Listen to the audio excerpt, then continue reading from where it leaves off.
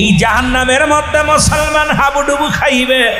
সবচেয়ে রাসূল বললেন একদল আমি জাহান্নামের মধ্যে দেখি রে, একদল মানুষ জাহান্নামের আগুনের নদীর মধ্যে সাঁতার খেলে, সাঁতার কাটে, আবার তারা কুল পেয়ে যায়, কিনারা পেয়ে যায়।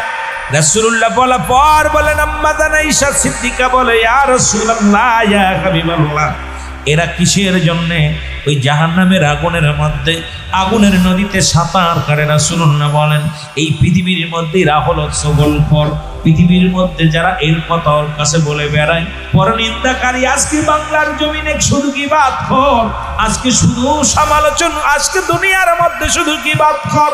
রাসূলুল্লাহ বলেন এই দুনিয়ার মধ্যে যারা সগলখুরি করবে তাদের স্থানে এক নম্বরে হবে আগুনের নদীর মধ্যে তারা সাঁতার কাটবে। তাদের নামাজ, তাদের রোজা, দুনিয়ার মধ্যে তারা নামাজও পড়তো, রোজা রাখতো, ভালো আমলও করতো, এর জন্য মাঝে মাঝে কিনারা পাবে, আগুনের নদীর কিনারা পাবে।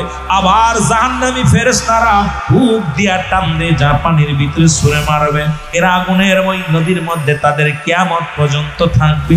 কঠিন হাসরের ময়দানে মুসলমান শুনে নাও, আম্মা জান মুসলমান বললেন এরপরে দ্বিতীয় জাহান্নামের মধ্যে গেলাম, দেখিলে মুসলমান শুনে নাও সবচেয়ে করুণ কাহিনী, একদল মহিলারা জাহান্নামের আগুনের মধ্যে দাও দাও করে আগুনে জ্বলে। রাসূলুল্লাহ বললেন বলা পর আম্মা জান খাদিজাতুল কুবরা বলে ইয়া রাসূলুল্লাহ ইয়া হাবিবাল্লাহ, এদের কারণটা কি আমার একটু বলবেন নি? মুসলমান শুনে নাও। আমার নবী বললেন এই সমস্ত নারীরা হলো লানতকারী।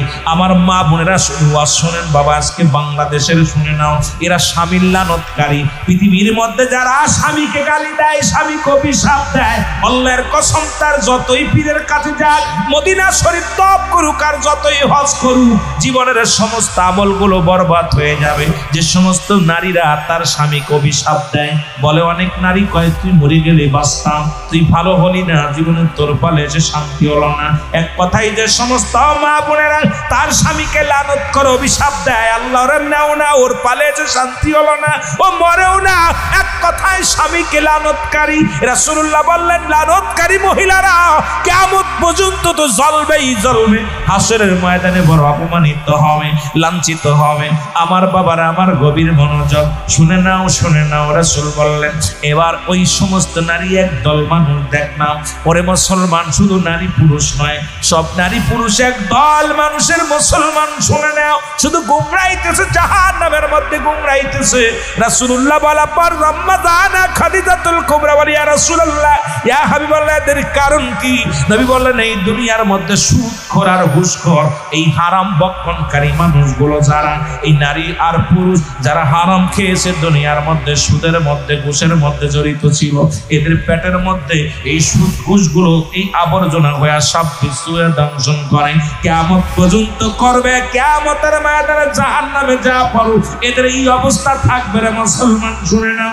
আমার নবী বলে খাদিজা রে, আর একটা জাহান্নামের মধ্যে গিলাম, একদল মহিলাদের মাথার উপরে আগুনের কাঠ ঠুকায় ঠুকায় মস্তিষ্ক গুলো খায়। আমার মা বোনেরা সুয়াদের ভিতরে জাহান্নামের বিবরণে গেলেন মুসলমান। এই ভয়াবহতার কারণটা যদি বর্ণনা করতে যাও অনেক লম্বা আলোচনা।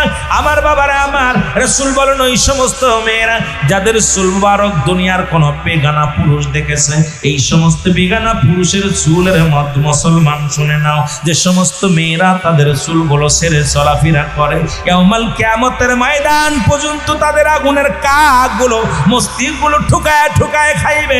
কিয়ামতের ময়দানে তাদেরকে বিজ্জিতি করা হবে, হাসরের ময়দান তাদের জন্য বড় কঠিন হবে। জাহান্নামের মধ্যে চিরস্থায়ী থাকবে, আবাদান আবাদান, চিরস্থায়ী ভাবে জাহান্নামের অগ্নিকাণ্ডের মধ্যে তারা থাকবে। আমার বাবার, আমার গভীর মনোযোগ। আর একদল যায় দেখবে যে সমস্ত মুসলমান, একদল নারীর, একদল নারী জিহ্বাখানা উল্টায় বেরাক মারা রয়েছে পিছনে, বলে ইয়া রাসূলুল্লাহ ইয়া হাবিবাল্লাহ, এদের কারণ কি? বলে নবী গো, নবী আমারে ডাকতে বলে এই সমস্ত মেয়েদের কথার আওয়াজ বেরার বাইরে চলে গেছে, আওয়াজগুলো বাইরে চলে যাওয়ার কারণে এদের জবান আজকে তাদের জিহ্বাটা উল্টা ব্যারাক লাগানো হয়েছে। আজকে এই ওয়াজ যদি বাংলাদেশে করি, ও যুবক বাবারা শুনে নাও, আগামী কাল আমার ওয়াজ বন্ধ হয়ে যাবে। আজকে টিভির মসর দিলেই মহিলাদের আওয়াজ, রেডিও মসর দিলে মহিলাদের আওয়াজ। যত বাংলাদেশ নয় অল পৃথিবীর মধ্যে নারী শাসিতেও আজকে পৃথিবীতে আমরা যাযাবর হয়ে গেছি। এমন একটা সময় আসবে নারী যেদিন প্রস্রাব করবে, পুরুষ প্রস্রাব করবে, নারীরা সন্তান ধারণ করবে, ঠিক সেই জামানা ফিরে আমাদের মধ্যে চলে আসছে। আজকে পুরুষ জাতি আমরা দুনিয়ার মধ্যে ঘরের মধ্যে বসে গেছি, নারী ঘরের বাইরে চলে গেছে। রাসূলুল্লাহ বলছে এই সমস্ত নারীদের কথা, যাদের কথা বলার আওয়াজগুলো বাইরের মানুষগুলো শুনেছে রে মুসলমান, এদের জবানটা বন্ধ করার জন্য রব্বে কারীম তার ফেরেশতাদের হুকুম দিবে। মালিক ফেরেশতারা সৈন্য রাশিয়া তাদের জিহ্বাটা উল্টা পিছনে প্যারাক লাগায় রাখবে। আমার নবীজি বললেন, খাদিজা রে শোনো, আমি দেখলাম মুসলমান একদল মহিলাদের গায়ের মধ্যে, পুরুষের গায়ের মধ্যে অনেকগুলো সাপ বিচ্ছু তাদের আক্রমণ করে। বলি ইয়া রাসূলুল্লাহ, এর কারণ কি? নবী বললেন, এক জাতীয় পুরুষ তারা মুসলমান শুনে নাও, তার রেশমি কাপড় ব্যবহার করত। এক ধর্মের পুরুষ মানুষ তাদেরকে যেটা হারাম করা হয়েছিল সেই রেশমি কাপড়গুলো তারা পরিধান করত। এই রেশমি কাপড় পরিধান করার কারণে এই সমস্ত পুরুষের গায়ের মধ্যে সাপ মুখায়া রয়েছে। আর এক সমস্ত নারীরা যারা পাতলা কাপড় পরিধান করত, জর্জেট কাপড় পরিধান করত, এই সমস্ত নারীদের গায়ের মধ্যে দিয়া অসংখ্য সাপ, বিষাক্ত সাপ, যে বাসের সাপের বিষ মুসলমান একবার সবল দিলে কিয়ামত পর্যন্ত গায়ের যন্ত্রণা থাকবে। এই সমস্ত সাপ বিচ্ছুগুলো ওই কবরের মধ্যেও থাকবে মুসলমান, জাহান্নামের মধ্যে থাকবে। কিয়ামতের ময়দানে এই সমস্ত মানুষগুলো লাঞ্ছিত, অপমানিত, অপদস্থ হবে। আল্লাহ আমাদের দয়া করো, জোরে জোরে চিল্লায় বলা যাবে না আল্লাহু আকবার। ওই জাহান্নামের ভয়ে, কবরের ভয়ে নবীর সাহাবীগণ কেঁদেছিল, তাবিগণ কেঁদেছে, খলাফায়ে রাশিদিনরা কেঁদেছে। শুধু তাই নয়, আল্লাহর ওলিগণ কেঁদেছে, হক্কানি আলেম ওলামারা কেঁদেছে।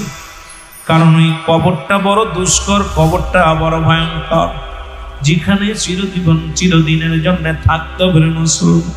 ওই জাহান্নামের মধ্যে সাপ থাকবে, ওই জাহান্নামের মধ্যে বিচ্ছু থাকবে, জাহান্নামের মধ্যে গরম আগুন থাকবে, জাহান্নামের মধ্যে বড় বড় ভয়ঙ্কর জীবজন্তুগুলো থাকবে। ও মুসলমান শুনে নাও, জাহান্নাম তেরে আসবে, আপনার দিকে তেরে আসবে রে মুসলমান। ওই জাহান্নাম থেকে যদি বাঁচতে হয়, ও মুসলমান শুনে নাও, ওই জাহান্নাম থেকে যদি বাঁচতে হয়, এই দুনিয়ায় আমলের জিন্দেগি বানাইতে হবে, নবীর প্রেমের জিন্দেগি বানাইতে হবে, শরীয়তের তরিকতের, হাকিকতের, মারিফতের জিন্দেগি বানাইতে হবে। মুসলমান এমন জীবন গঠন করবে, ইন্তেকালের পরে যেন রব্বে কারীমের ফেরেশতা আপনার সঙ্গে ভালো ব্যবহার করতে বাধ্য হয়। একটা হলো ঈমানি আত্মা যদি হয়, ঈমানি আত্মা হলো আজরাইল যখন আপনার জানটা বাইর করতে আসবে, আজরাইল সালাম দিবে আপনাকে, রে মুসলমান আসসালামু আলাইকুম। ও মুসলমান শুনে নাও, সালাম দিবে হাকিম চৌধুরী, আসসালামু আলাইকুম। বলবে তুমি কে গো? ওয়ালাইকুম আসসালাম, তুমি কে গো? আজরাইল বলবে, ও হাকিম ভাই শোনো, আমি আজরাইল, আল্লাহর ফেরেশতা। পৃথিবীর মধ্যে মুসলমান ভালো করে দিলের কান্না লাগান, শুনে নাও। আমি আজরাইল। বলে তুমি কেন আসছো? বলে আব্দুল হাকিম রে, আপনাকে আসরের নামাজের পরে বিদায় নিতে হবে। আব্দুল হাকিম বলবে, আমি আসরের পরে যাব, আমার পরিবার পরিজনগুলো দেখবো। ইমানদারের কত পার আমি বলেছি,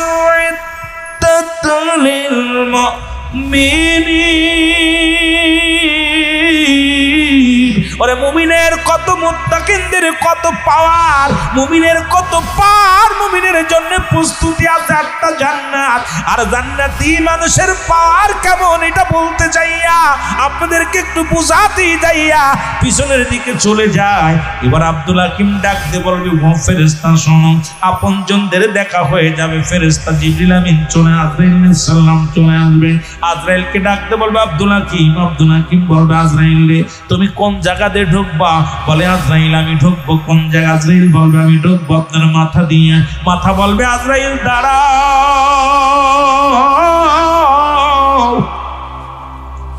ওরে আমি দুনিয়ার মধ্যে কোনো মানুষের সিজদা মারি নাই, দুনিয়ার মধ্যে আমি আমার রব্বে করিমের সিজদা করেছি। ও আজরাইল, আমার মাথা দিয়ে যদি তুমি ঢুকে যাও, এই মাথাটা আমার অপবিত্র হয়ে যাবে, আমি রব্বে করিমের কাছে কি জবাব দিব?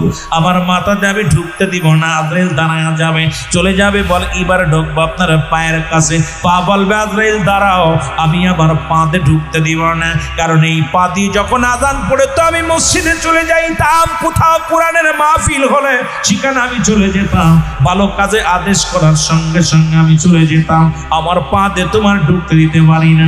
চলে যাবে হাতের কাছে, হাত বলবে আজরাইল দাঁড়াও, আমার হাত দিয়া দুনিয়ায় দান ধ্যান করেছি, হাত দিয়ে আমি কি করি নাই, এই হাত দিয়ে গানের প্যান্ডেলের টাকা দিই নাই, এই হাত দিয়ে মদের প্যান্ডেলের টাকা দিই নাই, এই হাত দিয়ে জোয়ার প্যান্ডেলের টাকা দিই নাই, এই হাত দিয়ে পূজারি করি নাই, এই হাত দিয়ে আমার রাসূলের অনুষ্ঠানে আমি মিলাদুন নবীর খরচ করেছি, এই হাত দিয়ে আমি মসজিদের জন্য দান করেছি, এই হাত দিয়ে আমি মাদ্রাসার জন্য দান করেছি, আমার এই হাত দিয়ে আমি কোথায় ওয়াজ মাহফিলে দান করেছি, আমার হাত দিয়ে অসহায় মানুষের পাশে দাঁড়িয়েছি, এই হাত দিয়ে টাকা দিয়ে কোনোদিন মদের টাকা দিই নাই, জুয়ায় টাকা দিই নাই, এই হাত দিয়ে আমি ঢুকতে দিতে পারি না। আজরাইল দাঁড়াও, আজরাইল দাঁড়ায় যাবে, বলবে এবার ঢুকবে মুখ দিয়ে, মুখ বলবে আজরাইল দাঁড়াও, আমার এই মুখ দিয়ে আমি মাওলার জিকির করেছি, আমার রাসূলের দুরূদ পড়েছি, আমার মুখ দিয়ে তোমার ঢুকতে দিতে পারি না। আজরাইল দাঁড়ায় যাবে, ও যুবক, ও যুবক, কত পাওয়ার ইমানদারের পাওয়ার, আর কাফেরদের আর ইমানদারের মধ্যে কত পার্থক্য করে মুসলমান। এবার ডাকতে বলবে ও হাকিম মোল্লা শোনো, হাকিম চৌধুরী শোনো, আমি ঢুকবো তোমার চোখ দিয়া। চোখ বলবে আমি কোনোদিন সিনেমা দেখি নাই, চোখ দিয়া, এই চোখ দিয়ে কোনো বেগানা নারী চেহারা দেখি নাই, এই বেগানা চোখ দিয়া দুনিয়ার মধ্যে কোনো অন্যায় পথে যাই না, আমার এই চোখ দিয়ে কোরআন পড়েছি, আমার এই চোখ দিয়ে উলামায়ে কেরামরে দেখেছি, আমার এই চোখ দিয়ে আমার মা বাবার মায়ার নজরে দেখেছি, আমার চোখ দিয়া আমি আমার রবের এই সৃষ্টি জগৎটাকে আমি কি করেছি। আমার বক্তাকে বলেছিল সারা পৃথিবী রব্বে কারিম বানাইলেন কুন আর ফায়াকুন বলিয়া, ফেরেশতা বানাইলেন আল্লাহ কুন আর ফায়াকুন, বাইর হয়ে যাও, কুন বলিয়া বাইর করলেন। আসমান যেমনি বানাইছে আল্লাহ এমনি তুরি বানাই নাই, জমিন যেমনি বানাইছে তুরি এমনি বানাই নাই। ফেরেশতারা আল্লাহর নিকটবর্তী সব সময়, ফেরেশতাদের যেমনি আমার আল্লাহ বানাইছে রে বান্দা, এমনি তোরে বানাই নাই, আমার আল্লাহ রব্বুল আলামিন এমনি তোরে বানাই নাই। এই দুনিয়া যেমনি বানাইছে এমনি তোরে বানাই নাই, পাহাড় যেমনি বানাইছে এমনি তোরে বানাই নাই। আমার আল্লাহ কয় বান্দারে আমি তোরে কুদরতি হাত মুবারক দিয়া আমি আমার বান্দাদেরকে বানাইলাম, এই জন্য গোটা পৃথিবীর কুল কায়নাতের মধ্যে শ্রেষ্ঠতার আসনে আমি আমার বান্দারে বসাইয়া দিলাম। দুই নাম্বার হলো মুসলমান, দুই নাম্বার হলো কবর, তিন নাম্বার হলো কিয়ামতের ময়দান। এখন আল্লাহ দুনিয়ার মধ্যে আমি আপনি আপনাকে বোঝানোর জন্য কিছু কথা বলতে হবে। আল্লাহ রাত শুরু করেছে নামাজ দেয়া, দিন শুরু করেছে নামাজ দেয়া। এই নামাজের গুরুত্ব আমাদের সুন্নি ভাইদের মধ্যে একেবারেই নাই। জাহান্নাম থেকে বাঁচতে হলে মুসলমান শুনে নাও, এক নম্বরে জাহান্নামে যাবে কারা? আল্লাহর সঙ্গে শিরিককারী। দুই নম্বরে জাহান্নামে যাবে কারা? বেনামাজি। মুসলমান শুনে নাও, শুনে নাও, এর মুসলমান ওই কিয়ামতের ময়দানে সাতটা প্রশ্নের জবাব দিতে হবে। এই জবাবগুলো আমি আপনাদের কাছে আস্তে আস্তে আলোচনায় যাব, ধীরে ধীরে আলোচনায় যাব। এই সাতটা জবাব দেওয়ার পর আপনার জান্নাত বা জাহান্নামে যাবেন না মুসলমান, তবে জাহান্নামের ভিতরে নিক্ষেপ করা হবে। এক নম্বরে মুসলমান, এক নম্বর হলো রব্বুল আলামিনের সঙ্গে যারা শিরিক করবে, এই শিরিকি করবে রব্বে কারিমের সঙ্গে, এরা জাহান্নামে চলে যাবে। দুই নম্বর বেনামাজি, তোমার নামাজটা মুসলমান নামাজের জন্য জাহান্নামে যাবে। তিন নম্বরে রোজার জন্য জাহান্নামে যাবে। তিন নম্বরে মুসলমান, চার নম্বরে যাকাতের জন্য জাহান্নামে যাবে। যাকাত যারা পরিমাণ নেশাব পরিমাণ মালের মালিক হয়েছে, বান্দারে ডাকতে বলে বান্দা দুনিয়ার মধ্যে আমি আল্লাহ অর্থ দিয়েছিলাম, দুনিয়ার মধ্যে আমি সম্পদ পেয়েছিলাম, তোমারে তুমি কোন পথে ব্যয় করলে, কোন পথে আয় করলে? মুসলমান শুনে নাও, শুনে নাও। চার নম্বর এবং পাঁচ নম্বর মুসলমান শুনে নাও, এই যাকাতের জন্য পাঁচ নম্বর তোমার জীবন কালটা তুমি কেমনে কাটাইলা? মুসলমান শুনে নাও, ইমানের আমল হবে এদিন কিয়ামতের ময়দানে, যখন আপনাকে জবাবদিহিতা করতে হবে, সেদিন জবাব দেওয়া সম্ভব হবে না।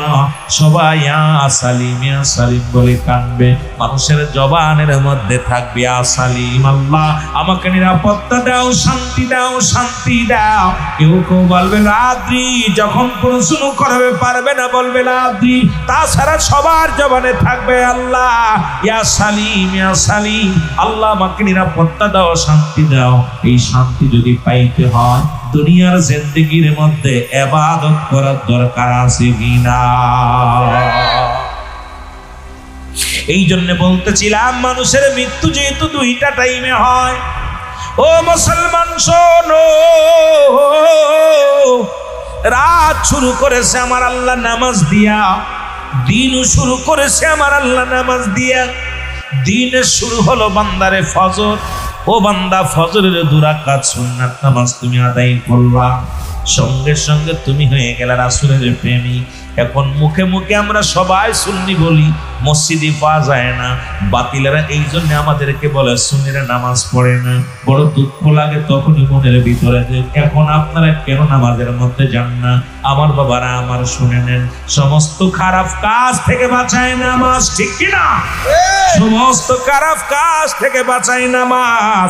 অথচ আমরা নামাজের প্রতি গুরুত্ব কম, দাড়ির প্রতি গুরুত্ব কম। রাসূলকে ভালোবাসি, কথাগুলো বলতে গেলে অনেকের কলিজার মধ্যে লাগবে, কষ্ট লাগবে। বলে নবীরে ভালোবাসি, জানের চাইতে বেশি ভালোবাসি, কিন্তু মুখের দাড়িগুলো 30 দিন কাটি। মুসলমান সপ্তাহে 1 দিন শেভ হয়। তুমি যদি রাসূলকে ভালোবাসো আজ থেকে শপথ করবা, সুন্নি জামাতে যদি ঢুকতে চাও, আহলে সুন্নাতুল জামাতের যদি সদস্য হতে হয়, অবশ্যই রাসূলের দায়মি সুন্নাতগুলো আদায় করতে হবে। জোরে জোরে চিল্লায় বলেন ঠিক কিনা? ফজরের নামাজ যেহেতু যখন ছেড়ে দিলারে বান্দা, তুমি আল্লাহর গোলাম হইতে পারলে না, নবীর উম্মত হইতে পারলা না। দিনের মধ্যে যদি তোমার মরণ হয়ে যায়, তোমার মরণটা হবে কি উপায় হবে? না পাইলা নবীর ভালোবাসা, না পাইলা আল্লাহর গোলামিত্ব। ও মুসলমান, তুমি হইয়া গেলে কি মুসলমান? শুনে নাও, এখন মানুষের হয় রাতে মৃত্যু, না হয় দিনে। এখন দিনের শুরু হলো, চলে গেল রাতের শুরু হলো মাগরিব। মাগরিবের 3 রাকাত ফরজ নামাজ তুমি আদায় করলা। আল্লাহ কয় বান্দারে, যখন তুমি 3 রাকাত ফরজ নামাজ আদায় করলা, সঙ্গে সঙ্গে আমি আল্লাহর গোলাম হয়ে গেলাম। এবার 2 রাকাত সুন্নাত নামাজ তুমি আদায় করলা, সঙ্গে সঙ্গে তুমি হয়ে গেলা নবীর প্রেমিক। এখন মাগরিবের নামাজ যারা পড়লাম না, যতই নবী বলে পাগলামি করে, নবী কয় বেনামাজি রে, তোরা আমারে কেমনে ভালোবাসিস? আমি নামাজের জন্য কষ্ট করলাম, নামাজের জন্য মেহনত করলাম। 1 ওয়াক্ত নামাজ যদি কাজা যায় 80 খুতবা পরিমাণ জাহান্নাম। যারা খুতবা পরিমাণ হলো 2,88,00,000 বছর জাহান্নাম। এখন আপনার জীবন থেকে কত নামাজ চলে গেল? আপনি সুন্নি বলে দাবি করেন, আমার নবী কয় আমি ওরে চিনবো না। জোরে বলেন ঠিক কিনা? তবে একদল মানুষ মুসলমান শোনে না, 2টা দল, একটা হলো হুসাইনি, একটা হলো এজিদি। এজিদি শিবিরে আযান হয়েছে, নামাজ হয়েছে। হুসাইনকে হত্যা করিয়া তারপরে আযান হলো, আযানের পরে নামাজ হলো, জামাতে নামাজ হলো। হুসাইন শিবিরে, হুসাইন হত্যার পরেও শিবিরে আযান হলো। যারা পুরুষেরা জিন্দা ছিল সেখানেও আযান হলো, নামাজ হলো। সুতরাং বাতিলদের কাতারেও নামাজ হয়, সুন্নিদের কাতারেও নামাজ হয়। সুন্নিরা নামাজ পড়ে আল্লাহ রাসূলকে সন্তুষ্ট করার জন্য, বাতিলরা নামাজ পড়ে শরিয়াতে মানুষের দেখানোর জন্য। জোরে জোরে বলেন ঠিক কিনা? একটু মহব্বতের সঙ্গে দুরূদ শরীফ পড়ুন। আল্লাহুম্মা। এই জন্য আল্লাহ বলে মিনান নাস মান ইয়াকুলু আমান্না বিল্লাহি ওয়া বিল ইয়াউমিল আখির ওয়া বিল ইয়াউমিল আখির ওয়া বিমুমিনিন।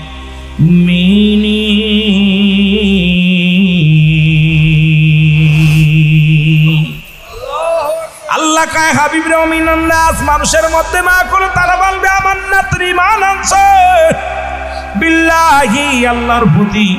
মানুষের মধ্যে বেঈমান আছে, মুনাফিক আছে।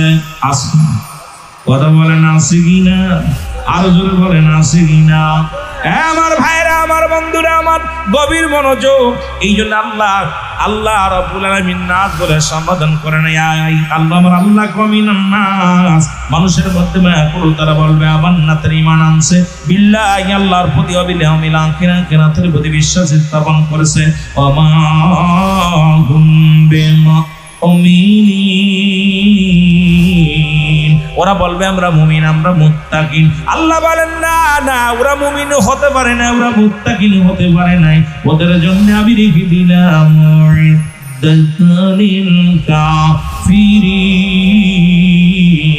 কাফিরিন। জোরে জোরে চিল্লা বলা যাবে না আল্লাহু আকবার। ওরে মানুষ যখন মারা যাবে রে, বলতেছিলাম তিনটা বিপদ। নাম্বার 1 হলো মানুষের মরণ, নাম্বার 2 হলো কবর, নাম্বার 3 হলো কিয়ামতের ময়দান। বান্দা বান্দি যখন মারা যাবে, এর কবরে যখন রেখে দিবে, অনেক লম্বা আলোচনা, আমি অত আগাইতে পারবো না। বাবারা আমার রেখে দিবে, সঙ্গে সঙ্গে কবরে একজন ফেরেশতা আসবে, নাম তার নোমান ফেরেশতা। এই নোমান ফেরেশতা যখন বান্দা তোমার ডাক দিয়ে উঠাইবে, বান্দা দুইটা বিষয় দেখাইবে রে বান্দা, জাহান্নাম তোমার জান্নাতে যাবি। এ মুসলমান, জিন্দেগি ভরে তুমি যত আমল করেছিলা সবগুলো তোমার দেখাইবে রে বান্দা।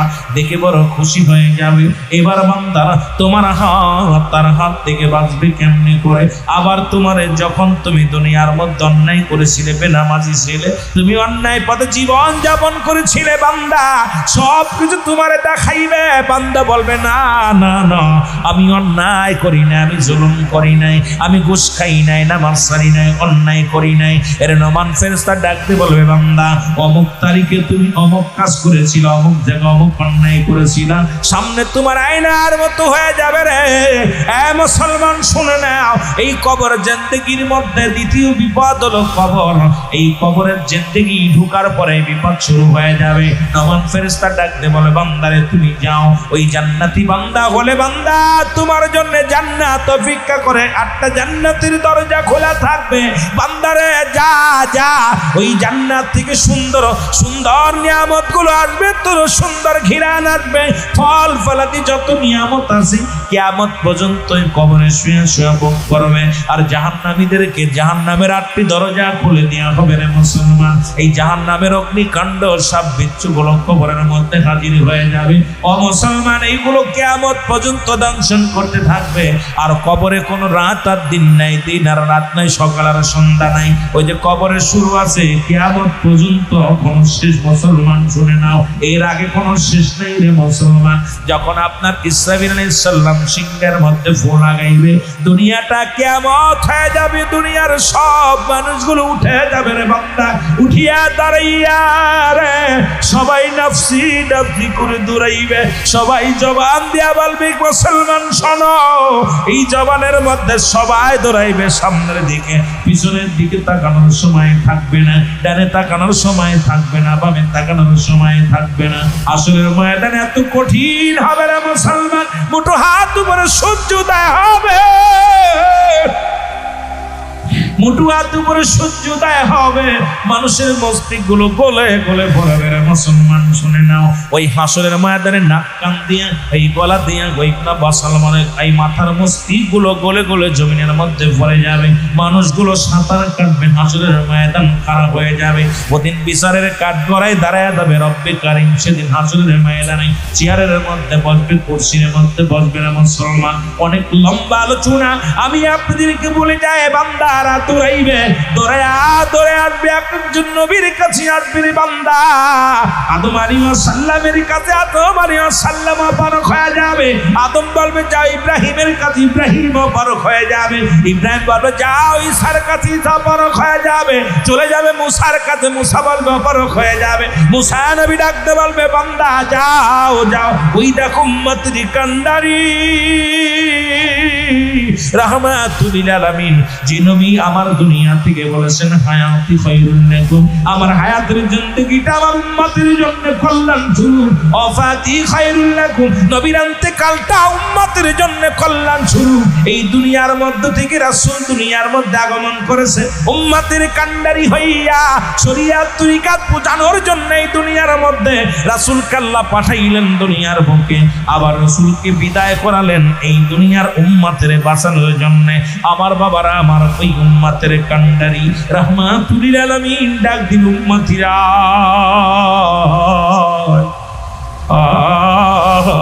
উম্মতিরা, আমার নবীরে যারা চিনবে ওই হাসরের ময়দানে তারাও বিপদ থেকে বেঁচে যাবে।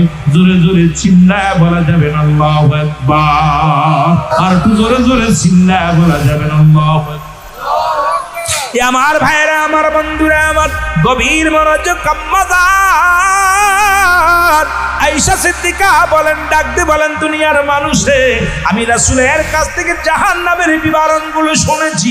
আমার নবী বলেছি জাহান্নামের কি ভয়াবহ তার কথা বিবরণ করতে যায় আমার নবী চোখের পানিগুলো ছেড়ে ছেড়ে কেঁদেছে। আম্মা জান খাদিজাতুল কুবরা বলেন, দুনিয়ার মানুষ শোনো, আমিও রাসূলের কাছ থেকে জাহান্নামের বিবরণ শুনেছি, জান্নাতের বিবরণগুলো শুনেছি। আমার নবী জাহান্নামের বিবরণ দিতে যায়, নবী চোখ দিয়া অজর জর চোখের পানিগুলো ঝর ঝর করে ছেড়ে দিচ্ছে। কারণ উম্মতের কান্ডারি রে মায়ার নবীজি, আম্মা জান আয়েশা বলে, আমার নবীজি জাহান্নামের বর্ণনা দিতে যাইয়া আমার নবীজি চোখের পানি ধরে রাখতে পারে নাই। রাসূলুল্লাহ চোখের পানিগুলো অঝার ঝরে ঝরতেছিল। আমি রাসূলকে বলতেছিলাম, ইয়া রাসূলুল্লাহ, ইয়া হাবিবাল্লাহ, আপনার চোখে কেন পানি, আপনি কেন এত কান্নাকাটি করেন? আমার নবীর ডাকতে বলে না, আয়েশা খাদিজা শোনো, আমার রব্বি কারীম জাহান্নাম দেখাইলো, ওই জাহান্নামে আমার উম্মতিদের ওই দৃশ্য দেখিয়া আমি নবী শুইতে পারি নাই। আমি সারা জীবন উম্মতের কান্ডারি হয়ে কান্নাম। ওই জাহান্নামের অগ্নিকাণ্ডে আমার উম্মতিরা হাবুডুবু খাইবে, ওই জাহান্নামের আগুনে পুড়ে পুড়ে ছাই হয়ে যাবে। মুসলমান, গভীর মনোযোগ, এই নবীজি বিবরণ দিচ্ছে জাহান্নামের, জোরে জোরে চিল্লায় বলা যাবে না আল্লাহু আকবার। এর তিন দল মানুষ হাজির হয়ে যাবে। একদল মানুষেরা মা ফাতিমা খাতুনে জান্নাত, মা ফাতেমা তু জরা, জনম দুঃখিনী মা গো, হাসুরির এক পারে কামতে কামতে দৌড়াইবে। এক হাতে থাকবে রক্ত মাখা জামা, এক হাতে থাকবে বিষের পেয়ালা। এর মুসলমান, সন্তানের লাশ বাবার কাঁধে, বাবার লাশ সন্তানের কাঁধে। কোন মা পৃথিবীর বুকে এমন কোন মা আসেনি যারা এই সন্তানের দেহখানা, সন্তানের লাশ দেখে সহ্য করতে পারে। রে মুসলমান, শুরু এক হাতে থাকবে রক্ত মাখা জামা, আর এক হাতে থাকবে মুসলমান বিষের পেয়ালা। কানবে, আল্লাহ আমি বিচার চাই, আরশ মোল্লার মালিক, আজকে আমি এই আপনাদের সোয়াদে কারবালার আলোচনা, যেহেতু আমার বাবারা সংক্ষিপ্ত আকারে সারমর্ম কথাটা আমি বলে যাই, যেটা আপনাদের সার্থক হবে মাহফিল খানা। কারণ সন্ধ্যা থেকে যত আলোচনা হয়েছে সারমর্মগুলো আমি বিস্তারিত এখন বর্ণনা করে সোয়াদের কথাটা একটু বলে চলে যাব। মুসলমান বাবারা আমার, এবার এক আমার নবীজি কানবেন, ইয়া রব্বি হাবলি উম্মতি, আমার রব্বে কারীম। দেখবে একদিকে কান্দে জনম দুঃখী মা, এক হাতে তার বিষের পেয়ালা, এক হাতে তার রক্ত মাখা জামা। এদিকে আর এক পারে কান্দে রহমতের নবী রাহমাতাল লিল আলামিন। রব্বি কারীম ডাকতে বলবে, হাবিব,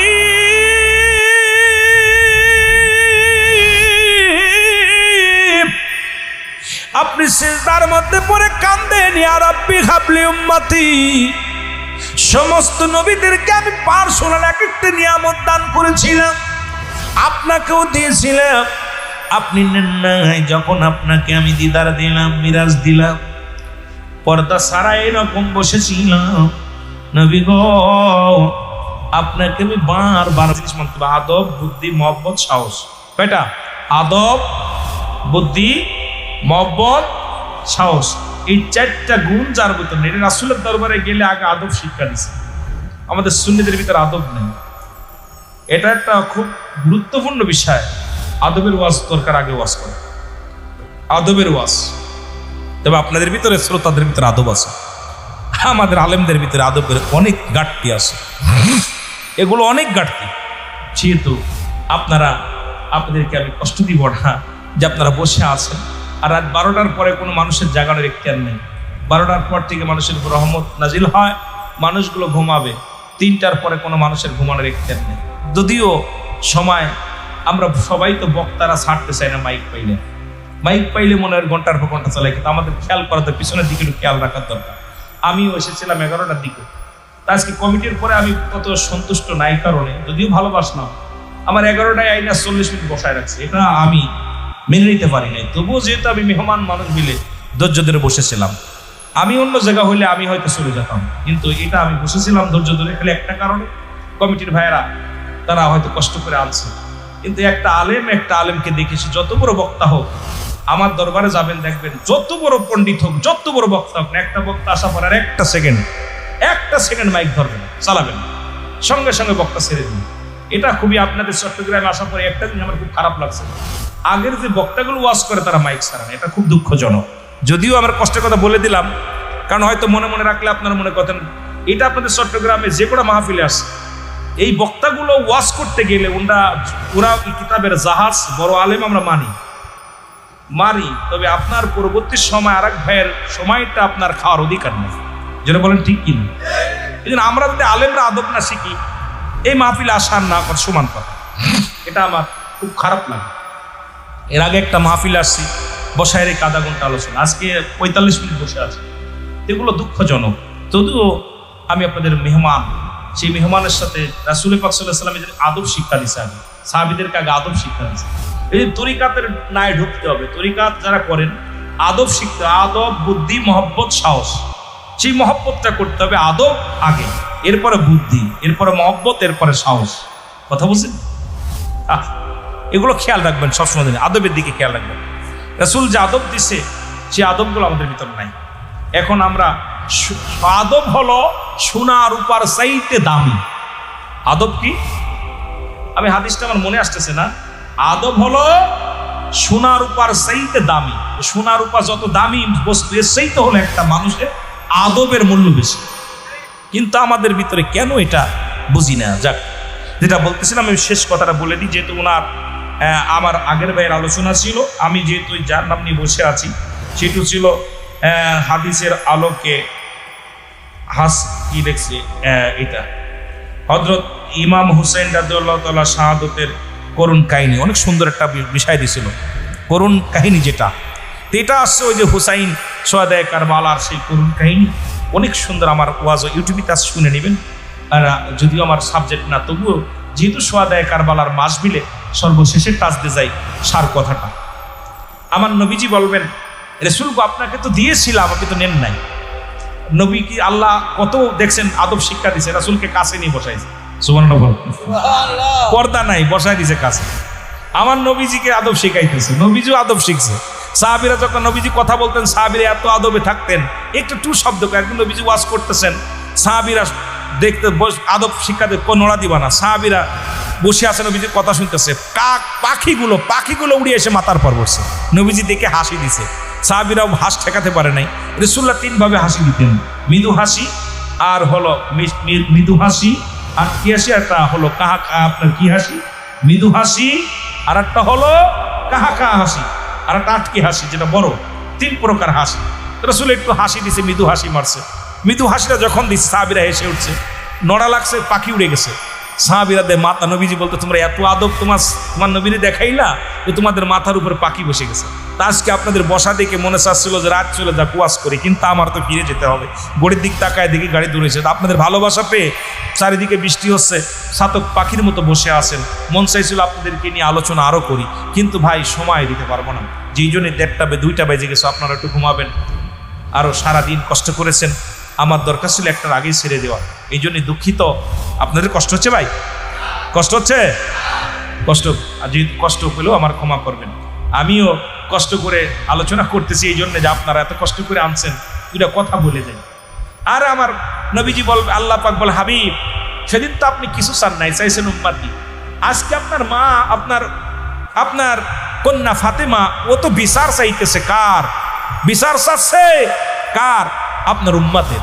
রাসূলুল্লাহ চোখের পানি ছেড়ে কাঁদতে কাঁদতে দৌড়াইবে, এসে দেখে ফাতেমার এক হাতে বিষের পেয়ালা, আর এক হাতে রক্ত মাখা জামা। মা ফাতেমা কাঁদতেছে, আল্লাহ আমি কি অন্যায় করেছিলাম? আমার স্বামীকে যারা হত্যা করলো বিচার চাই, আমার সন্তানকে যারা বিস্মান করালো, হত্যা করলো, তাদের বিচার চাই। যারা আমার সন্তানকে গলা কেটে হত্যা করলো কারবালার ময়দানে, তাদের হত্যা বিচার চাই। আমার নবী বলবেন, ফাতেমারে আমি কান্দি আমার উম্মতের জন্য, তুমি কান্দো বিচারের জন্য।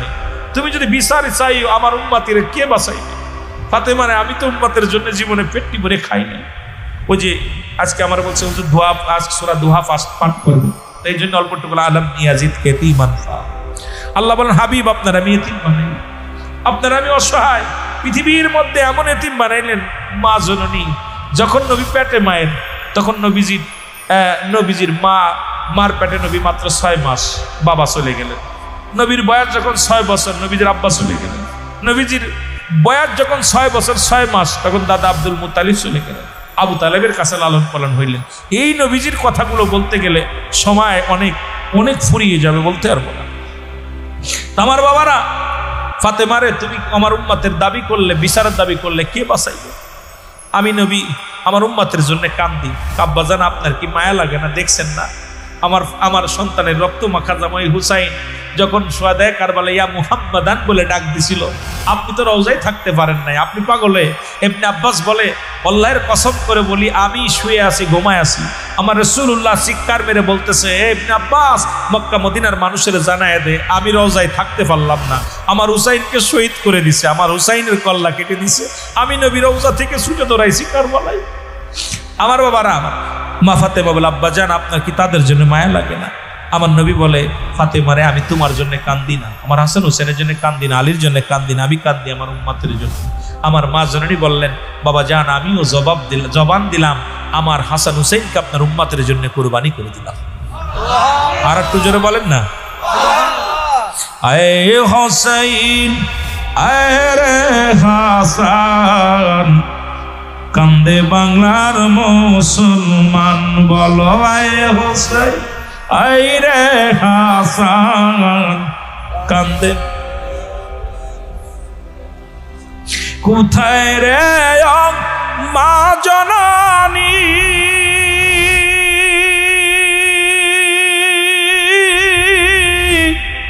আমরা হাসান হুসাইনকে বলতে পারিনি,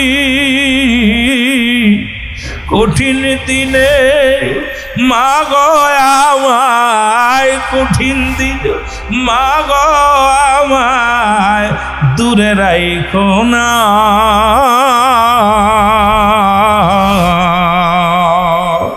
নবীজিকে ভালোবাসি তাই বলতে পারি না, হাসান হুসাইনকে ভালোবাসি তাই বলতে পারি না, হুসাইন আয় রে হাসান, কান্দে বিশ্বের মুসলমান, জোরে বলো মারহাবা। মুসলমান গভীর মনোযোগ, গভীর মনোযোগ। হুসাইন ওদিন কেঁদেছিল আর বলেছিল, হুসাইন, হাসান হুসাইন কেঁদেছিল আর ডাকতে বলছে, শিমুর রে আর আমারে আর কষ্ট দিস না, আমাকে দুনিয়া থেকে বিদায় করে। শিমুর সুখের পানি ছেড়ে কি শ্যামর তোর অনুরায় বিনয় করি রে, আমার আর মারিস না, আমার নানাজি ডাকতেছে। আর ওই বুঝি রে নানাজি মর ডাকিতেছে আমার, আমি ওদিকে লম্বা আলোচনায় যাব না। ফাতেমা কয়, বাবা জান আব্বা জান গো, আপনার উম্মতের জন্য আমি ফাতেমা আমার সন্তানদের কোরবানি করে দিলাম। এমন সময় এক দল লোক ধরে আসবে, বলে ইয়া রাসূলুল্লাহ ইয়া হাবিবাল্লাহ, নবী গো আমাদেরকে সাহায্য করেন। নবী বলবে, তোমরা কারা? বলবে, নবী গো আমরা হুসাইনের পক্ষ ছিলাম না, ইয়াজিদের পক্ষ ছিলাম না, আমরা নিরপেক্ষ ছিলাম। নবী গো আজকে আমাদের দয়া করেন, আমাদের জন্য দয়া করেন গো নবী। আমার নবী বলবে উম্মতিরা রে দূর হয়ে যা। আমার হুসাইন কারবালার ময়দানে যখন শিমুরের ছুরির তলে পড়িয়া ইয়া মুহাম্মাদান বলে চিৎকার মেরেছিল, আমার হুসাইন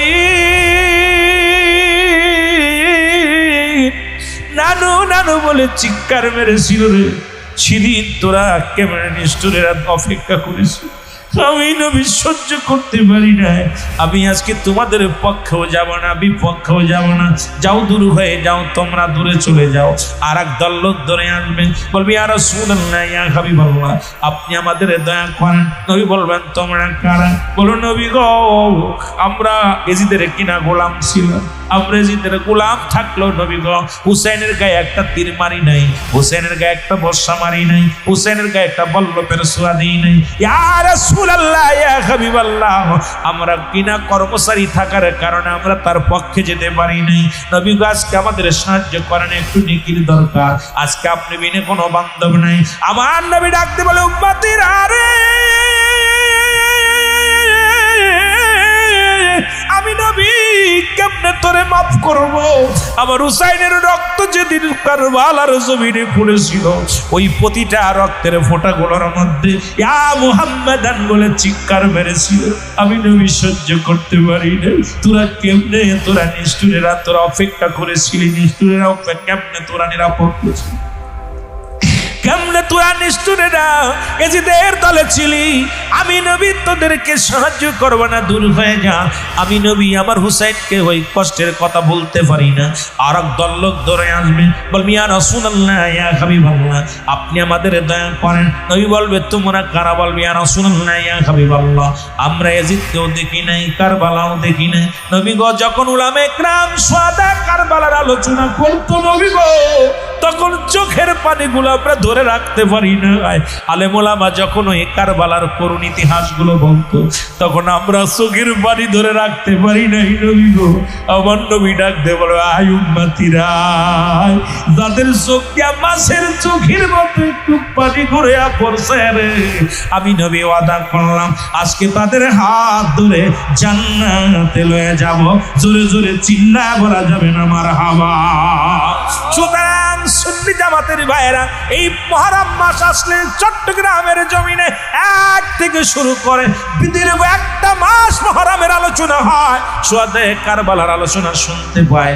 এই মাহফিলেও কানবেন, বাড়িতেও কানবেন, চোখের পানিগুলো অঝাননে ছেড়ে দিবেন। আল্লাহ রাব্বুল আলামিনের হাবিব আপনারা আমার দরদি বান্ধব, আখিরাতে ফুলসিরাতের ময়দানে আপনারা আমার হাত ধরে জান্নাতে নিয়ে যাবে। জোরে জোরে চিল্লা বলা যাবে না মারহাবা। এসেছেন যত নবী সকলের ইমাম, সালাম তোমায় গো নবী হাজার সালাম।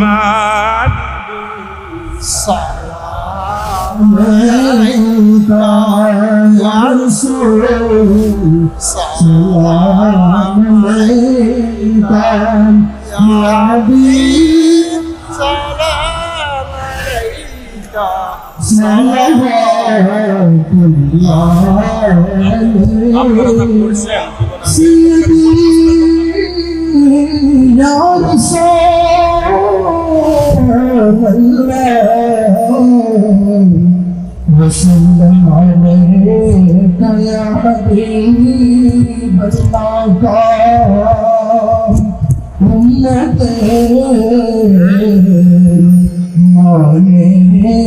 बदला बुझे बुझे नाम सुन ले सुन सुन दो मदीना या नबी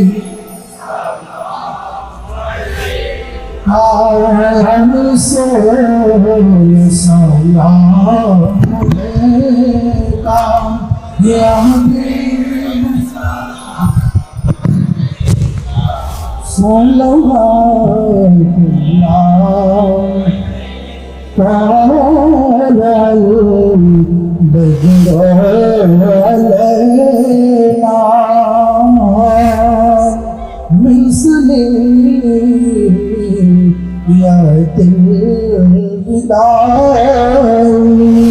وجب شكر علينا مدام الله هداية يا نبي سلام عليك يا رسول سلام عليك يا حبيب سلام عليك صلوات الله على النبي حسين علي الشهداء الكرام كل بعوين وسعت كرنا وسلام مصطفى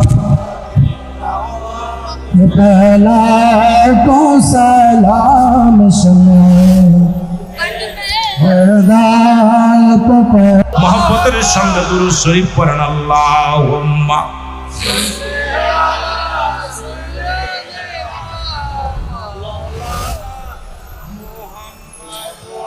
ওয়ালা আলি সাইয়্যিদিনা আরো জোরে বলেন আল্লাহুম্মা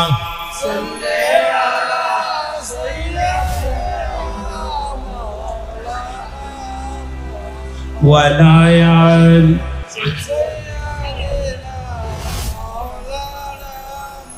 ও মুসলমান দাঁড়াও দেখি সাথে নিয়ে যাও কোরআন খানি আওয়াজ বাড়ান মাইকে বলেন ও মুসলমান দাঁড়াও সাথে নিয়ে যাও আমল খানি বলো সাথে নিয়ে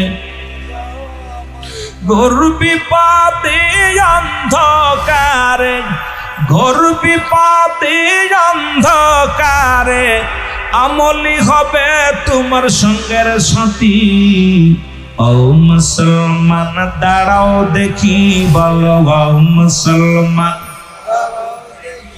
সাথে নিয়ে যাও আমল খানি বলো সাথে নিয়ে যাও দুদিনেরই দুনিয়াতে করছো কি দুনিয়ায় দুদিনের দুনিয়াতে করছো কি যেখানে থাকতে হবে চিরদিনই যেখানে থাকতে হবে চিরদিনই আমল করো তাই সবাই মিলি ও মুসলমান দাঁড়াও দেখি বলো ও মুসলমান সাথে নিয়ে যাও আমল খানি বলো সাথে নিয়ে খানি বলো ও মুসলমান দাঁড়াও সাথে নিয়ে যাও নামাজ রোজা হজ যাকাত দিয়া দেহটাকে নেও পবিত্র করিয়া নামাজ রোজা হজ যাকাত দিয়া দেহটাকে লাও পবিত্র করিয়া থাকবে সুখে কবরেরই মাঝে অগ থাকবে সুখে কবরেরই মাঝে শান্তি পাবে হাসরেরই মাঠে অগ শান্তি পাবে হাসরেরই মাঠে তাই আমি তোমাদের বিনয় করে বলি ও মুসলমান দাঁড়াও দেখি ভালো ও মুসলমান সাথে নিয়ে যাও আমল খানি বলো ও মুসলমান সাথে নিয়ে যাও আমল খানি বলো সাথে নিয়ে এর ঘর বিপাতে অন্ধকারে ঘর বিপাতে আরে আমলি হবে তোমার সঙ্গের সাথী ও মুসলমান দাঁড়াও সাথে নিয়ে যাও আমল খানি বলো ও মুসলমান সাথে নিয়ে যাও আমল খানি লা ইলাহা আরো জোরে বলেন না আরো জোরে লা ইলাহা এ দুনিয়ার মুসলমান,